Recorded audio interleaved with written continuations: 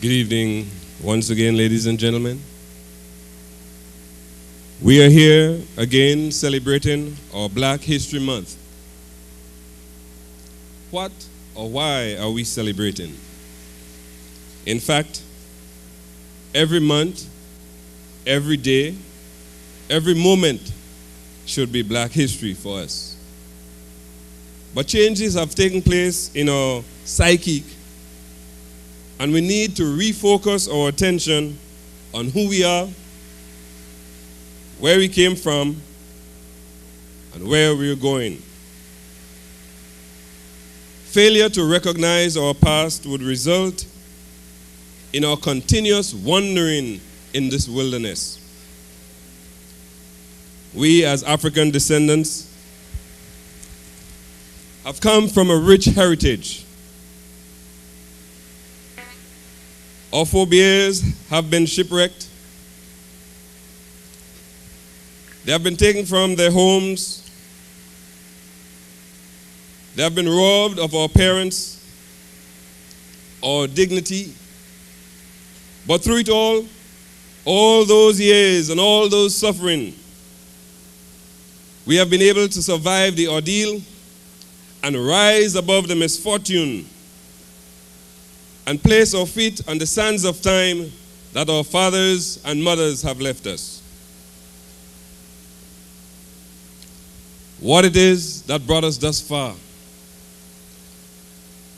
Who was the driving force that brought us to the point where we are today? Despite the barbarous treatment and the inhumane treatment meted out to us on the plantation, in the Middle Passage, we see our people still rising to become leaders of nation in this world. Have you ever wondered the power behind us as pilgrims? In the prayer this evening, Mr. Bridgman said, we have come thus far by faith. When our forefathers sang the song,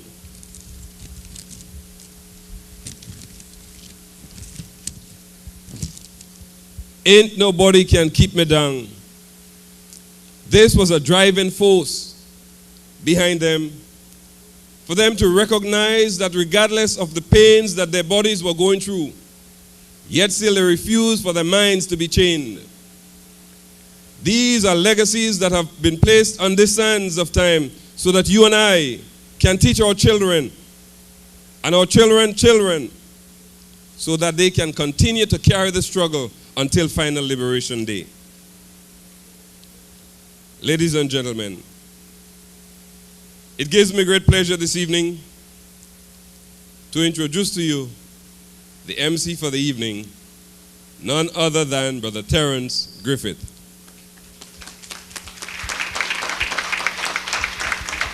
Pleasant good evening to you, ladies and gentlemen. We've come here this evening to reflect. Some time ago, I was listening to a young man preach, and his sermon was captured, "Don't forget to remember." And I want to say to you this evening that as Caribbean people, we should not forget to remember. We must remember our past. When Jim Jones died in Guyana, I think he had over his throne the quotation, "Those who do not remember the past are condemned to repeat it." And so Caribbean people must remember their past. We must remember our heroes. For the month of February, African Americans have been remembering great African Americans, great black men in America, men like Martin Luther King, Malcolm X. And I dare say that Malcolm X has Grenadian roots. His mother was a Grenadian. They remembered people like Frederick Douglass.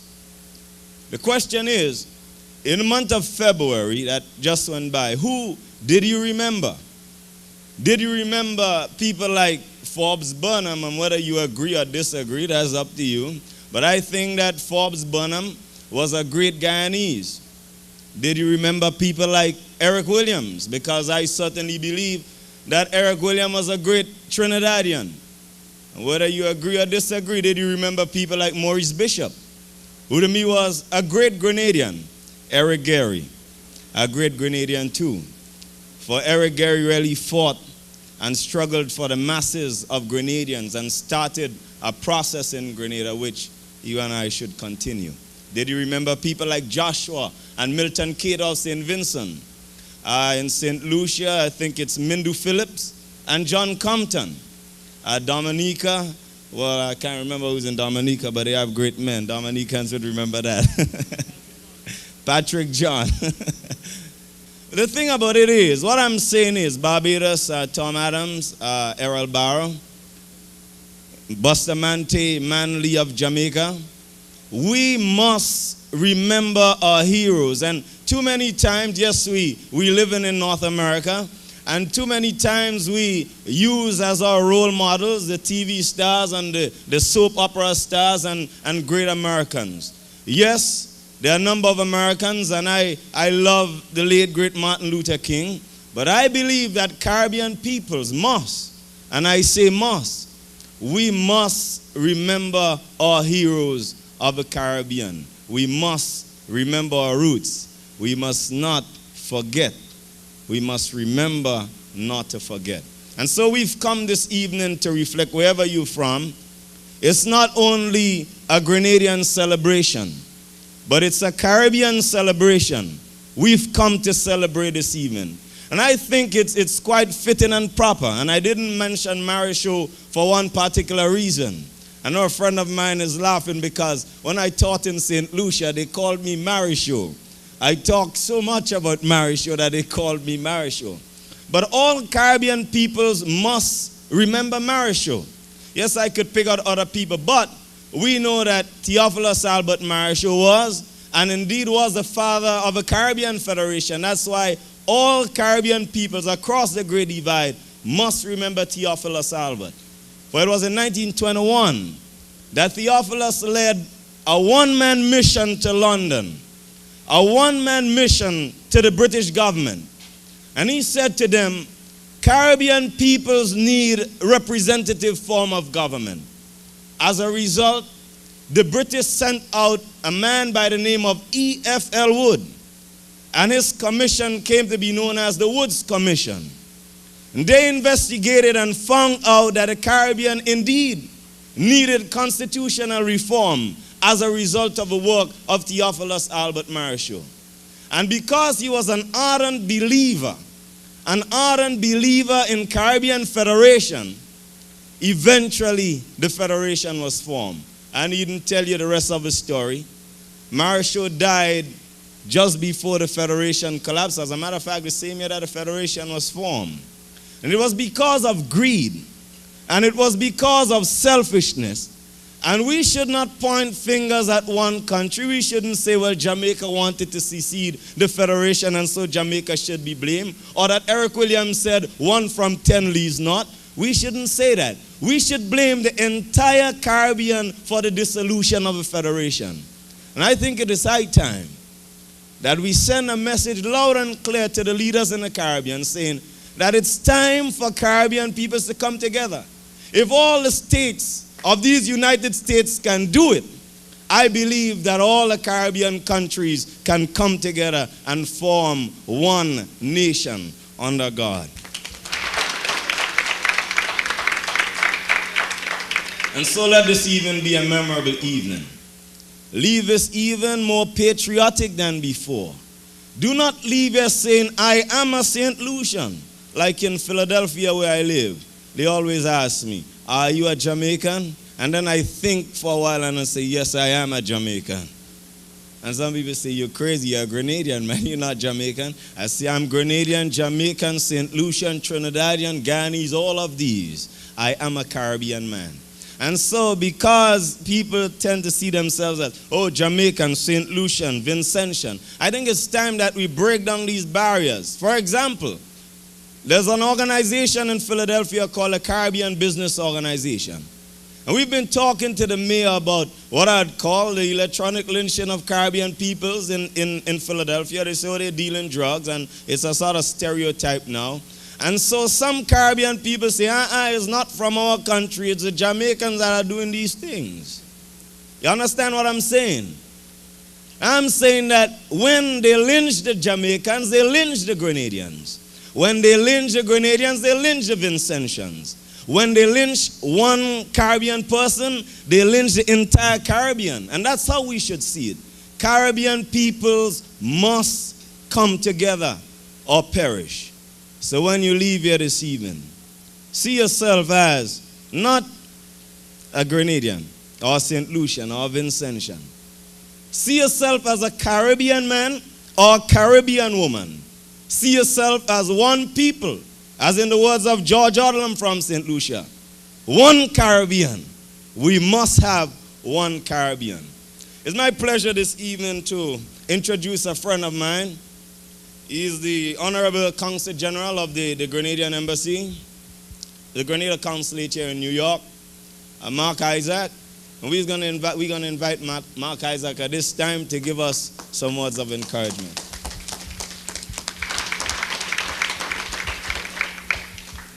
Thank you very much, Terence. Mr. Harry, other members of the head table, Mr. Gentleman, ladies and gentlemen. You know, for me, I'm quite happy that I'm back here this year for Cultural Flashback. You know, in my business as a diplomat, you never plan for next year, because at any time the government can say, well, come on back home or go someplace else. So I only plan for maybe a month ahead. So I'm quite happy to be back here again because I like New York. Let me say that when I was asked to give an address here this evening, well, sometimes you are never so sure as to what you should say. So I've decided to talk about Caribbean migration to North America, especially the United States. Because as I have seen it over the past 20 years, we have had a massive migration of Caribbean people into the United States. Into North America as a whole, really, because I've lived in both Canada and the United States, and I see what is happening. I see the massive movement of our people. And most of us who leave, whether we leave Jamaica or Trinidad or Grenada, sometimes we leave with the intention of returning back home after a number of years, after we have made sufficient money so we can go back and live nice.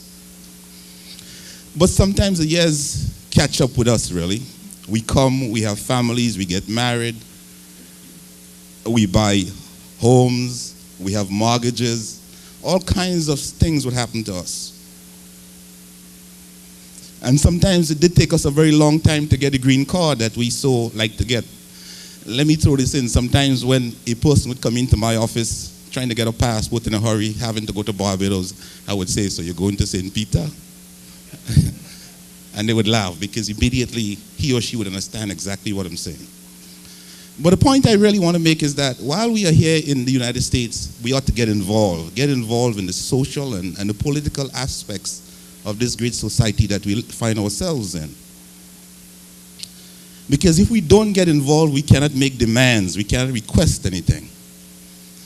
The word citizen in the United States is a very important word because growing up in Grenada, the word citizen meant nothing really. I was a Grenadian, I was not a citizen. But in the United States, the word citizen means a lot. So my encouragement to my fellow Caribbean people is that while you live in the United States, it's important to become a citizen. And you may pose the question, why? I say, if you become a citizen, then you can take part, you can vote, you can make decisions. You can question City Hall. You can challenge the mayor to do better. You can challenge the governor or even the president. And when you have voting power, you have rights. You can make demands, really. And I believe it's important for us Caribbean people not just to see ourselves living in the United States as we passing through anymore. Because let me go back again. I remember 20 years ago, this year going to be 21, I had come to New York as a young man. And I too had intended to make a bunch of money in 10 years and go back home. Build a big house on a big hill. Have plenty women. I'm serious. I mean, I was young. So, young men have stupid ideas. And I realized that after 20 years, I still didn't make the money. But I had gone home. But there are people who had come with me who have not made that kind of money in 20 years and are still here, sometimes struggling too. And I believe in those 20 years they have had families, they have paid taxes, and they have done all kinds of stuff. So my encouragement, fellow West Indians, fellow Caribbean people, join the black struggle, because we as black people in the United States, whether we come from the Caribbean or Georgia or Africa, once we live in the United States, we're in the same boat. We are black people. And the system is going to treat us just the same, because my kid is going to be treated just like a kid from Georgia. He's black. So if the system is beating up black kids, my kids are going to get beat up too. So I'm appealing to you to take part. Don't be like the ostrich. Don't bury your heads in the sand and figure, well, you're just passing through, because you ain't just passing through. You're here to stay. And I want us to behave like we are here to stay. And the first thing we must do then is to become citizens, and therefore we have a voice. Now we have the first Caribbean person or woman on the city council, Miss Una Clark. And for me, it's a big thing to have a Caribbean person on the city council, because now we can go directly to Miss Una Clark and make recommendations as Caribbean people, because she would understand a lot as to where we are coming from. So this is my message here this evening. Thank you.